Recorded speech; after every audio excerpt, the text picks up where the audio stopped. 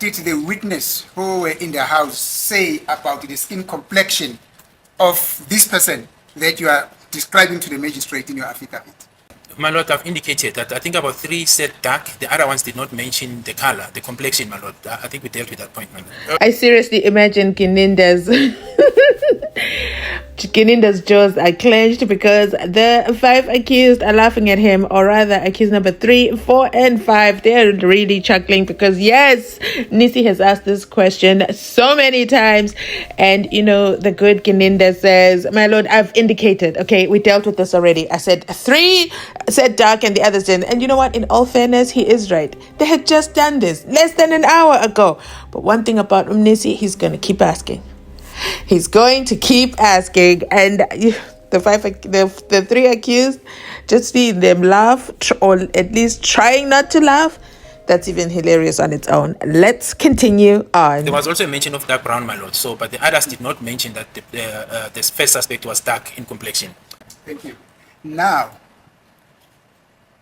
was it by mistake that you decided not to tell the magistrate in your application or in your support of your application that this person that I am describing here, I was told by the witnesses, by 3 of the witnesses, that he had a dark skin. The other one, 3 witnesses said he had a dark skin. 1 witness said he had a dark brown skin, and the others were unable to describe his color.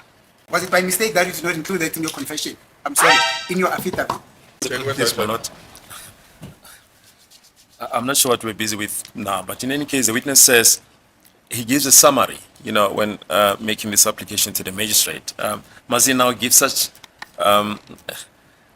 details as his counsel would, you know, would like him to have in trying to convey to the magistrate what the identity is all about, just to set out these minute details? We submit, my Lord, that this is an unfair question, given the fact that this was just a summary in an application to a magistrate. Thank you, my Lord. It's very interesting, my Lord. The objection of the state is based on the fact that it was not necessary for this witness to give those little niggling details about the description of, or on the description of this suspect. But now, if you deemed it necessary and relevant to speak about dreadlocks, how could you not have deemed it necessary to speak about his skin color? I'm sorry, that is actually a response to the objection by my colleague. It's not a question to him. It's just like that. That is my response to him. It's my response to him, to the state. I'm not so sure whether should I then proceed with my question. No, the state is just saying the witness says it's a summary. Yes. So the summary of the facts he wants to convey to the magistrate. Yes. That's what he's objecting to. That should he now mention each and every detail? That this guy walked with a limp and he was lisping when I spoke to him. That's why he says it's a summary. My Lord. Maybe let's read, what's the section? Otherwise we're going to be here the whole day again. It's section 205. Let's read it. I just want to get my... Oh, you want your... No, yeah, I've already cancelled. So that we appraise ourselves as to the requirements required for the issuing of a warrant. In section 205. 205, yeah. Yes.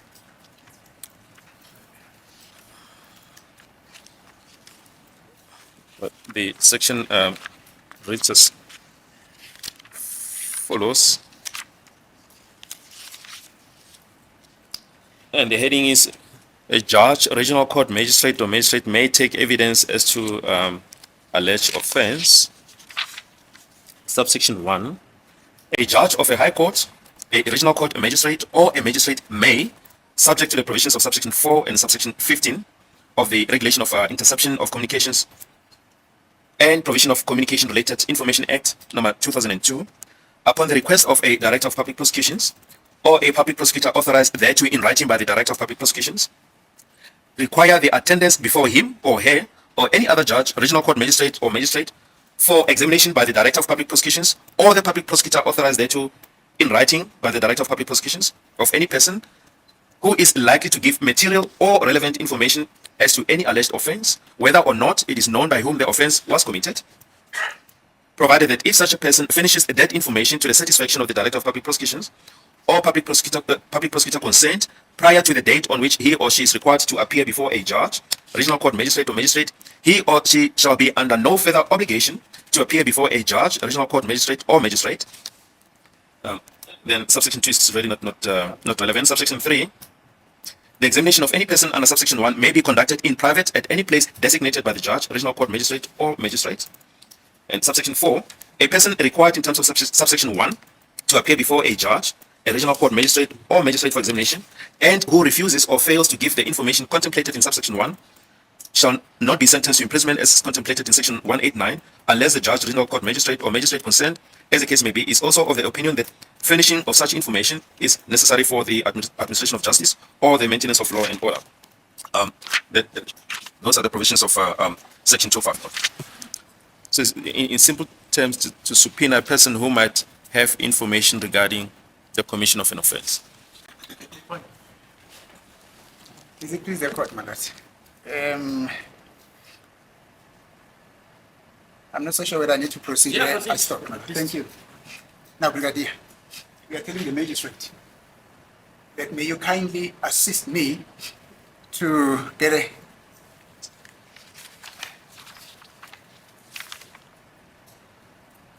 get a cell phone records in terms of section 205, because amongst others, there's a suspect. I'm investigating a criminal case. There's a suspect that is involved here, and who is described by these witnesses who saw him as a black male with big eyes,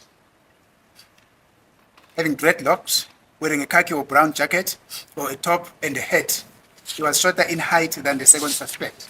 Now my question is, why didn't you tell the magistrate from whom we are requesting this endeavor to call Rakesh that this suspect that is also that was seen by these people had a dark skin, had a dark complexion? Why don't you bring that to the attention of the magistrate? Please, my lord, we've already raised an objection, but we've just read out section 205.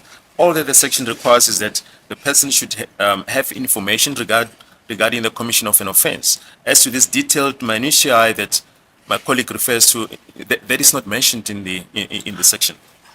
That is, my lord, that is a very gross misunderstanding of the law. What my colleague has just read now, it has got to do with the person who is being requested to give the information, not what should be contained in the affidavit. This is a directive to the person that what is it that is supposed to do? It's, for instance, in the context of this affidavit, that was directed to Rakesh Ishwaraddin from MTN. Now the investigating officer goes to the magistrate or the presiding officer or the judge and say, can you please order Rakesh to bring this information because we are investigating, amongst others, a case that involves a person who was described by the witnesses who saw him as a black person, a black male, with big eyes, with dreadlocks.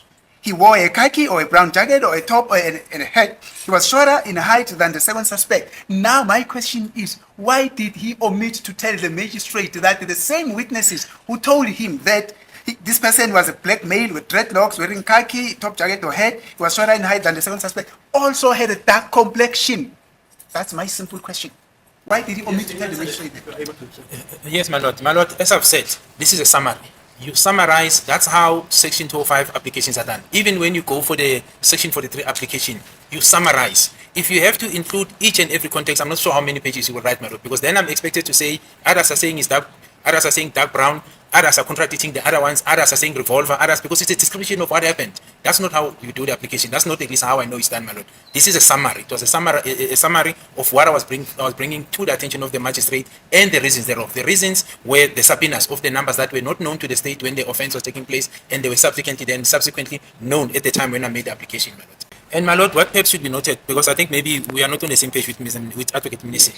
This statement was not insofar as accused 3 is concerned. So there's nothing malicious to say one was keeping something away insofar as he is concerned so that the court can make a ruling, for example, in terms of the J50. This was an application for section 205. In fact, his number does not even appear on this application. It was simply a background because you need to tell the magistrate what are the allegations and the reasons why you want to the magistrate to authorize this application, my lord. It's a background, so you summarize. So there was nothing malicious or untoward insofar as accused number 3, because this had nothing to do with him, but it's the background of the case. Thank you, Brigadier. You're right. Nothing contained in this document has got to do with accused number 3. All that I'm asking you is, why did you not include the description that you got from the witnesses of the skin complexion of this person that you are requesting this, that you are describing to the magistrate in this affidavit? That's all that I want. That's got nothing. I don't know how accused number 3 looks like. My lord, I've answered. Thank you. It's a summary. I'm not so sure whether, because I think the term explains itself. When you summarize, you don't take the entire context and put it in a summary. That's exactly what it means. It's bigger, you make it smaller. That's what summary says. So what is initially contained here, on the other hand, when you bring it to a summary, you will not have all the facts. Now I'm getting the question from Advocate MNISI saying I should have explained as if now we are bringing everything from the top to the summary document. That's not how it's done. When you bring an application, you summarize. You simply give the background and summarize the point that you need to get across and the request that you are bringing before the magistrate, my lord. As we proceed, I must just remind you that this is an affidavit. It's not a summary. It's not an application. This I'm reading from an affidavit, but nonetheless, let us proceed. Now, on page 333.5, you kick off by saying your affidavit. You kick off your affidavit by saying it is stated that the suspects fled on foot and the head which was worn by the shooter was left on the crime scene. That is correct, my lord. I see that. You further said that the incident took place between, on paragraph 4 of this affidavit, the incident took place between 8:30 and 9 o'clock in the evening, and the deceased was declared dead on arrival at the hospital at 9:15 in the evening. Is that what you're saying? Yes, my lord, that's what I'm saying. Even the top part of the head being left at the crime scene is correct. It's contained in the docket. Yeah, the declaration of the deceased when they were declaring him dead at 21:15, it's in the docket. That is correct, my lord. And the estimation, because this 9:30, and it appears in numerous times in my statements that is between 20:30 and 2100 hours, because you have to take into account the call in which the first responders receive and when they arrive at the time. So that's how you calculate it. So yes, that's what I've said, and that's what is contained in the docket, my lord. Now, you go on, you proceed in paragraph number 4. Paragraph number 4, subparagraph 2 thereof says, investigation which resulted in evidence under oath revealed that the victim was murdered in a contractual assassination or hit rather than a robbery or a robbery gone wrong. Yes, that's what I said, my lord. And is this the evidence that you had when you applied for this, when you wrote this affidavit in application for in preparation for the 205 application? Indeed, my lord. Yes, I had this application because if you look at the commissioning date, it's dated 2020 December 07. The accused were already arraigned even that time. They already made their first appearance in Boksburg. So you basically saying to the magistrate that no, this was a contractual killing. It was actually not a robbery or a robbery gone wrong, as the office of the DPP has mentioned in their summary of substantial facts. Not so. We were going to rise for the last time on this aspect, and we don't want to interfere with Advocate Mrs. cross-examination, but we submit with the greatest of respect that we're splitting hairs here. I think this line of cross-examination, and we say this with the greatest of respect, demonstrate a fundamental misconception of Section 205. Section 205, it's aimed at actually states on there are two jurisdictional aspects regarding Section 205. Firstly, there has to be evidence that an offense has been committed, and secondly, that the person who's been subpoenaed has got that information. So those are the only two jurisdictional aspects that trigger Section 205, namely that an offense has to be committed. The affidavit says that an offense has been committed, and secondly, that the person, the service provider, is in possession of that information. Cell phone records are required to determine if what in or section 205 records, cell phone records are needed to determine what role any cell phone communication played. This is not a trial before a magistrate. The magistrate is not required to as it were, he's not a trier of fact. All that the magistrate needs to convince himself are those two jurisdictional aspects, that an offense has been committed and the person from whom the information is required is in possession of that information that can help to resolve the crime in question. Those are the only requirements of the section. What my learned friend is busy with, my lord, will be absolutely of no help as far as section 2.5 application is concerned. Is it please the court, my lord? I'm at no point, not even with a bit of an inch, am I challenging the validity of this section 205. That is not my aim, and I will never do that. However, it should be borne in mind, my lord, that this section 205 is based on certain information that the magistrate has been provided with, which information stems from the investigation that is contained in the case docket. Unless my colleague says to me he's not feeling comfortable when I'm raising what is contained in this affidavit, which is accompanying. It's an application. How can I put it? This is an affidavit in support of the application of the section 205. Unless my colleague is saying that I should not actually question this affidavit because as is, it is as is. But it is not as is, vis-a-vis what this witness testified about in his evidence. Remember, he is the same witness, my lord, who penned this statement, this affidavit under oath, which facts he got from his investigation. So there's therefore nothing wrong with me when I take him through what he presented to the magistrate, which is exclusively based on the nature of his investigation. I'm not challenging the validity of the section 205. So what are we about if you're not challenging the validity of the information which was acquired? Contradictions. I'm about contradictions. What type of contradictions? Contradictions that will enable the court later on to decide whether he's a credible witness or not. Let's see. Yes, my lord. Yes, let's hear. Thank you, sir. Wow. More crickets for Advocate Baloyi. Do you hear that sound?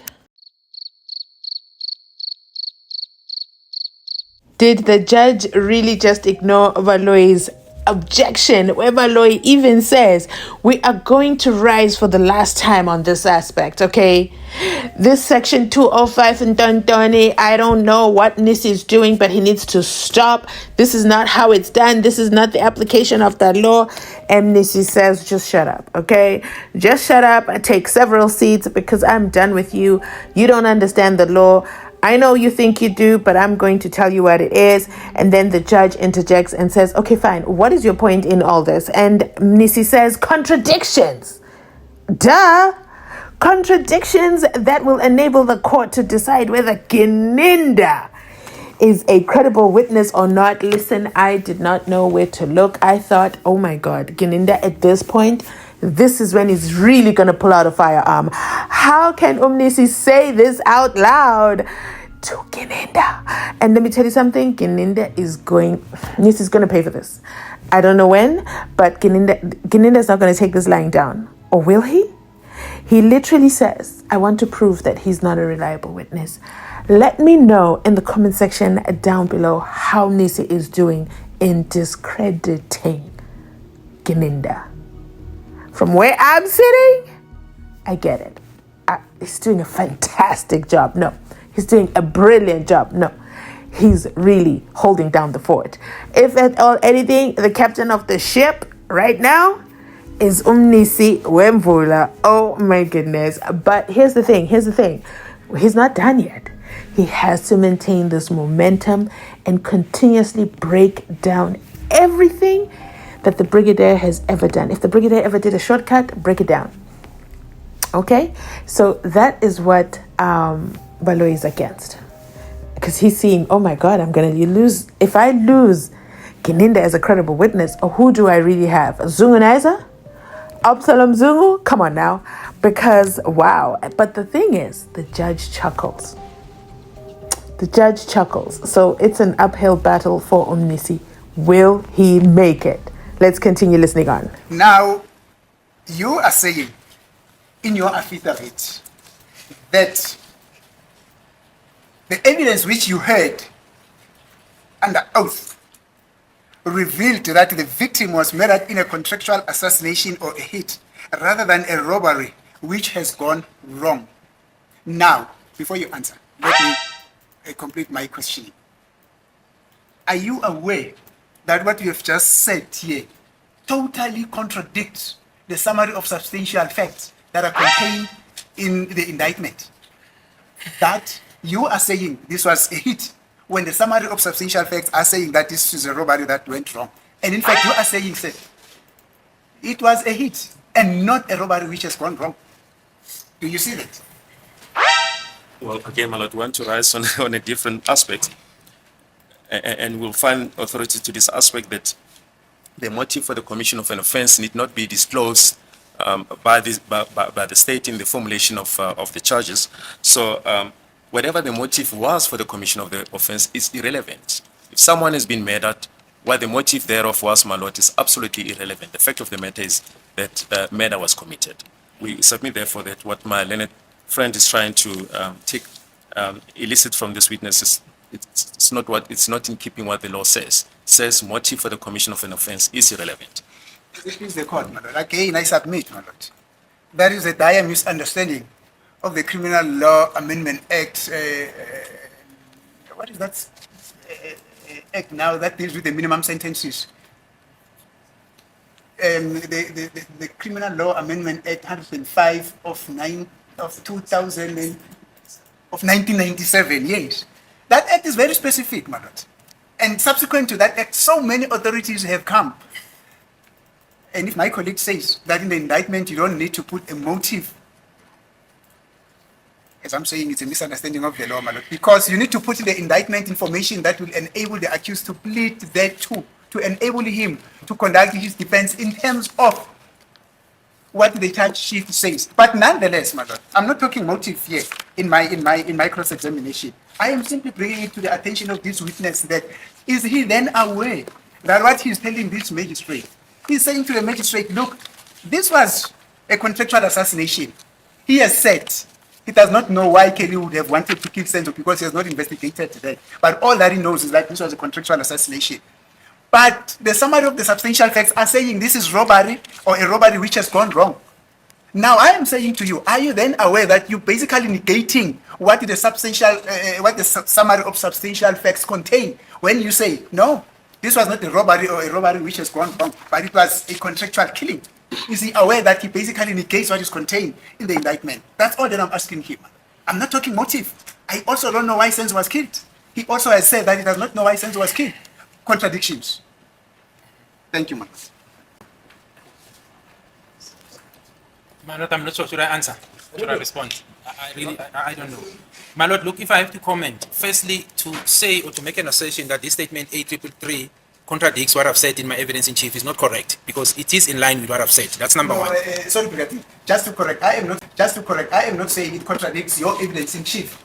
I say it contradicts what is contained in the summary of substantial fact in the indictment, not you. Oh, I thought it was directed to me. No, Okay, all it right. was not directed to you. All right, okay, Yes. then I misunderstood. My apologies. Thank Secondly, my lord, the issue of the paragraph, the one that deals with the contractual killing rather than the robbery gone wrong. I think it's in.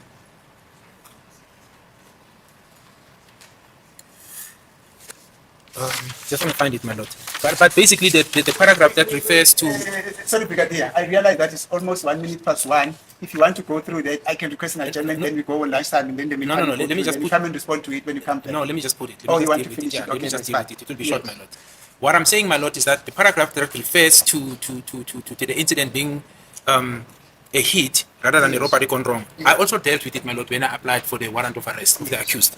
on the application for the J50 is dated 23 August 2020. This is before the warrants were authorized. So it is not a new thing. I've dealt with it right from the beginning, going upwards. I've never kept that part away. And that is because the investigation revealed such evidence. So it is not for me, my lord, to take left when evidence is pointing me to right. That's the second part. And thirdly, and I've said this, my lord, I cannot speak on behalf of the NPA. I think the powers, they are clearly separated. And I'm not the one who can answer to that. I can only account to what was contained in the docket and what I presented to the magistrate. Now, if I had went to this magistrate in Johannesburg and presented facts which are different to what is contained in the docket, that would have been a crime, my lord. I could not say when evidence sitting before me indicates that this was a contractual killing, then I say something else. This was based on what is contained on the docket, and I presented these facts as they are. That's the truth, my lord. Thank you, madam.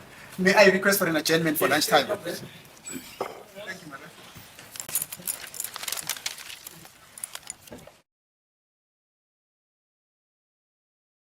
Saved by the bell. I don't know what Baloy's problem is. He should take the stand. How about that?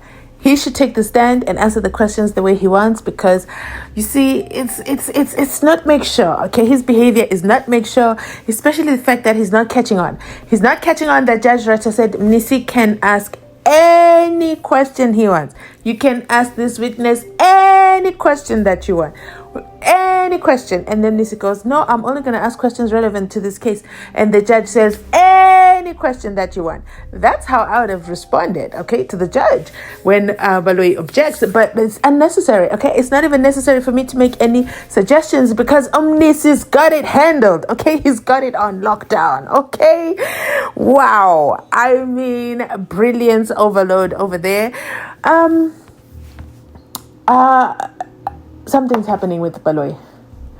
He's not getting it, and he doesn't understand. He doesn't understand the concept of a blue ticked by the judge. He also doesn't understand the concept of the judge has left the WhatsApp group.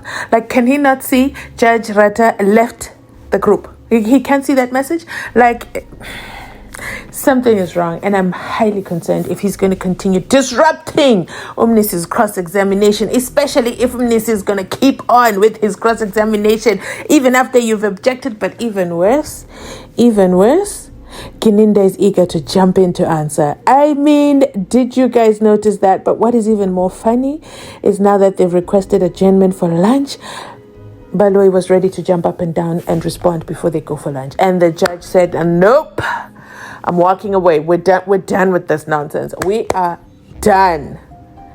Because the back and forth over there, the judge is right. This will go on until tomorrow. It's a lot. Woo! The male characters in there, the male dominance, it is on overload. I don't know what will happen once we get to Umshololo. I truly hope she brings on beast mode, because that's the only way. That's the only way. And I think this is why Ramasipidi said, nope, I'm taking several seats. Let MNISI handle this. I'm going to give him full reign on asking questions, even on number 2, because no one can control Gininda, okay? Nobody can tell this man what to do. He's exhausting, he's frustrating, and I lose my chain of thought. MNISI says, don't worry about me. I don't even have chains of thought, okay? My thoughts are not linked or intertwined. My thoughts are this question, and we can go back 20 questions backwards, or we can ask the same questions 20 times. I'm here forever until I am satisfied.com. My goal is to prove Gininda contradicts himself. Whoo, that was a mouthful, but let me end it here because before you accuse me of being another Gininda, okay? Thanks for watching. I'll drop another video later today. See you. Like, comment, subscribe, share, okay? If you respond well, I'll drop the next one. And then I have one special one that I want to do. Somebody sent me, I have to go back to my DM. Somebody sent me a video that they want me to react to. I'm going to see if I'm going to react to it in video form or if I'm going to do it in a live form. So we'll see what time permits. Okay, stay tuned for more.